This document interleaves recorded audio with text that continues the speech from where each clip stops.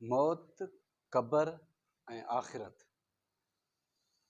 ये टई नाला तक़रीबन सभु ॼाणींदा आहिनि। मुस्लिम हुजे ग़ैर मुस्लिम हुजे, त मौत बि अचणो आहे ऐं आख़िरत बि थियणी आहे।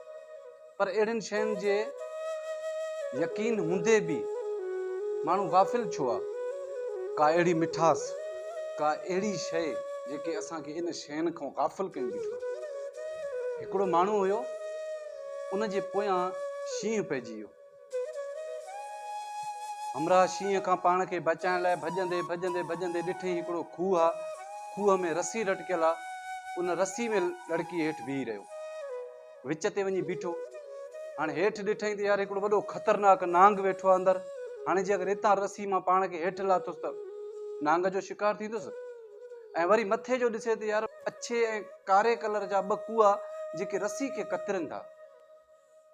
हीउ त ॾाढो परेशान थी वियो। हिन सोचियो यार हेठि किरंदुसि त पोइ बि मरी वेंदुसि, मथे बि ॼाण इहा रसी कटिजी वई, माना हेठि ज़रूरु किरंदुसि मां। इन नांग जो शिकार मूंखे ज़रूरु थियणो आहे।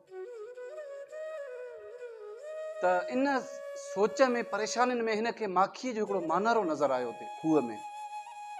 माखी खे हथ सां परे करे उनजो माखी जो खाधईं। हिन खां हेठियो नांग बि विसरी वियो, मथे ॿ कुआ बि जेके रसी खे कटनि पिया उहे बि विसरी विया। शींहुं मथो जेको ॿाहिरि बीठो आहे, अची खूह जे ॿाहिरि बीठो, उहो बि विसरी वियुसि। थोरी घणी मिठास जे करे हज़रत ग़ज़ाली रहमतुल्लाह अलैह फरमाइनि था त जेको शींहुं आहे उहो मौत आहे, जेको हर वक़्तु इंसान जे कढ आहे। ऐं जेको खूह में नांग वेठो आहे इहा क़ब्र आहे। ऐं जेके ॿ कुआ कारे अछे रंग जा जेके रसी खे कतरे रहिया आहिनि, इहे आहिनि ॾींहं ऐं राति, जेके हर ॾींहुं हर राति हिक ॿिए में तब्दील थी ज़िंदगीअ जी रफ़्तार खे खुटाइनि था। ऐं माखी आहे दुनिया। दुनिया जे इन मिठास जे करे उन खां उहो क़ब्रस्तान बि विसरी थो वञे, मौत बि विसरी थो वञे, आख़िरत बि विसरी थी वञे। माना थोरे आर्ज़ी ज़िंदगी जी मिठास जे करे दुनिया जूं सभु ख़ौफ़ ख़तरा इहे विसारे थो छॾे, आख़िरत वारा।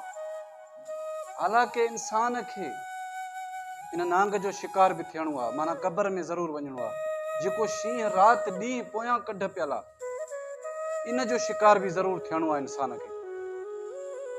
ऐं जेके अछे ऐं कारे रंग जा जेके कुआ आहिनि, जेके रसी खे राति ॾींहुं कटनि था पिया, जे उहे राति ॾींहुं जेके आहिनि असांजी ज़िंदगी खे हर रोज़ु जेके खुटाइनि था, हर रोज़ु असांजा ॾींहं खुटनि था ज़िंदगी जा।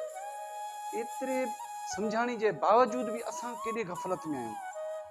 हालांकि असां कुझु बि न आहियूं, त पोइ हीअ अञा छाजी? मुंहिंजी ॻाल्हि अगरि तव्हांखे दिलि सां लॻे, मुंहिंजो वीडियो पंहिंजे दोस्तनि सां ज़रूरु शेयर कयो। मुंहिंजो Facebook page, YouTube channel Shahzad Umrani official खे सब्सक्राइब कयो, फॉलो कयो, पंहिंजे राय खां ज़रूरु आगाह कजो मुंहिंजा वीडियो तव्हांखे केतिरा पसंदि अचनि था। अस्सलाम वालेकुम।